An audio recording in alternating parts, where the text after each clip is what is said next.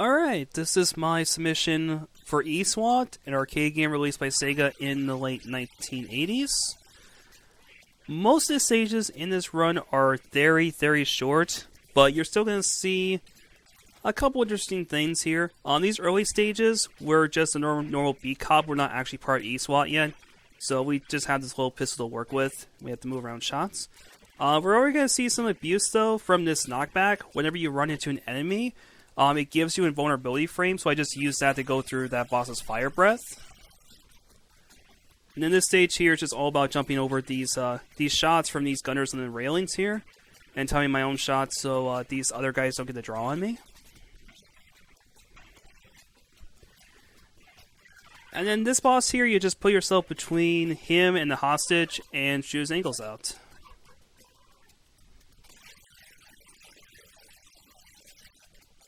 In this stage, just take out that left-hand gunner so that his bullets don't follow you. Then we're going to get some assistance from these knife guys here. They're just going to throw their knives at us, and we're going to actually damage boost off of them, just to save a little bit of time. And then this guy, his anchor actually only hurts you if you're far enough away. So if you stay up close, it'll just bump you back a little bit, and then you just stay crouching and finish him off. So we're actually part of E-SWAT now. We get this cool armor, we get this cool arm cannon. So we do a lot more damage. There's also a lot more enemies too, so this is where the game really starts to pick up. And that laser shot you saw there, once you get the E-SWAT armor, you start getting special weapon pickups, which are very useful throughout the run. That boss there, if you stand close enough, he'll just get stuck in this loop where he tries to club you in the face, but keeps coming up short. Then you just keep shooting him there. The special weapons in this game are useful not just for clearing enemies, they also despawn projectiles as long as the weapons themselves are active. So you can use them to make certain sections a lot more safer. I timed this bomb here to take out that flamethrower guy to the right off stage, since he's the actual end of stage trigger. And another thing too is that that explosion there didn't actually hurt me. Explosion hurt boxes actually have a delayed spawn on them, so if like a rocket or whatever's coming at you, you can just walk away from it and you'll be unharmed. This part here, I just had to take my time and just take out these guys while the boss here detonates his TNT.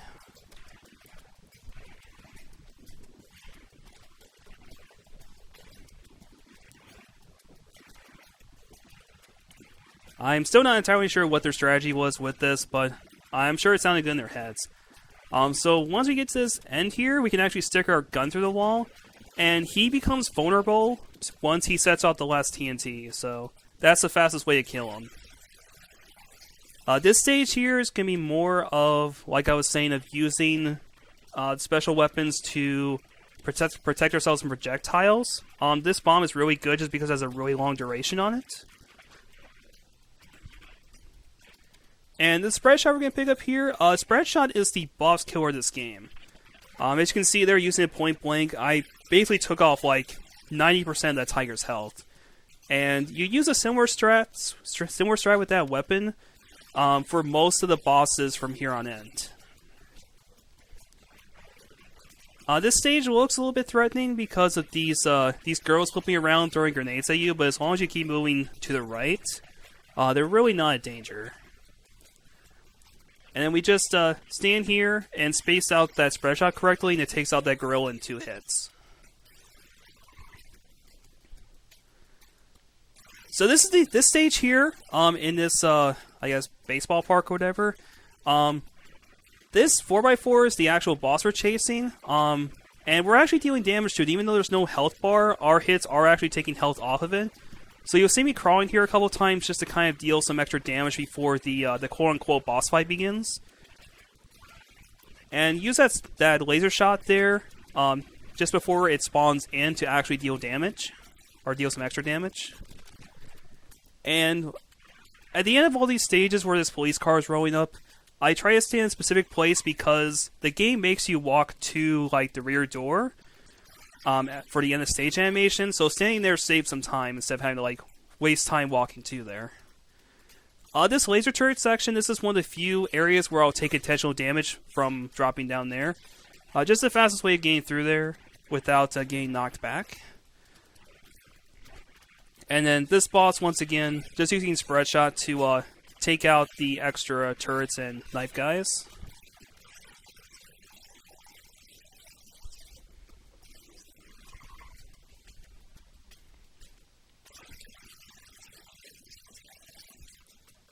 And this stage is a lot like stage 8. There's these grenade girls that show up again. They're not as numerous though.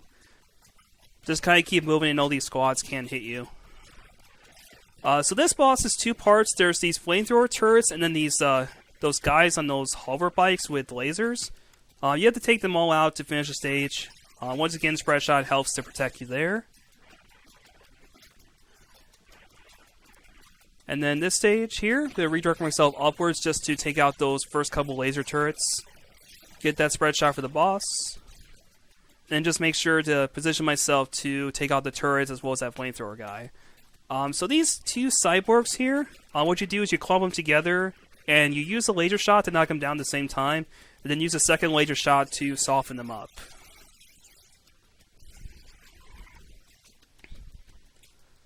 Alright, and with that, we go on to the final set of stages here. Got these 2 rocket guys, just jump over their projectiles. And then we're going to use a similar trick that we did with the stage 1 boss. We jump into these enemies here just to bounce off the backs of them, since we're safe doing that. And it gets us through the conveyor section a lot quicker than if we had to like walk against it.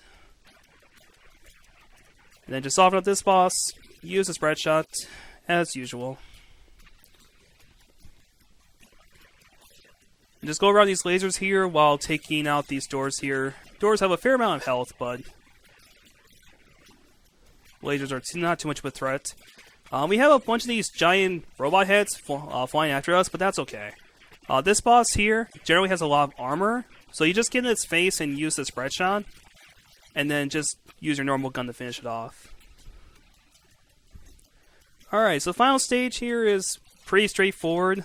There are more of the cyborg enemies from stage 12 that show up here, but we have a strategy here. So knock down that first guy, bump him to the right, that manipulates him to jump towards the left, and then I just grab the bomb there to take out the lower orbs guarding the boss, as well as taking out the rest of the cyborgs. And that is the run right there. This run here, my PB is a 727. Most of my runs of this tend to clock in usually between 7:30 to 8:30, depending on how things go. But anyways, that is E-SWAT, and that will conclude this submission.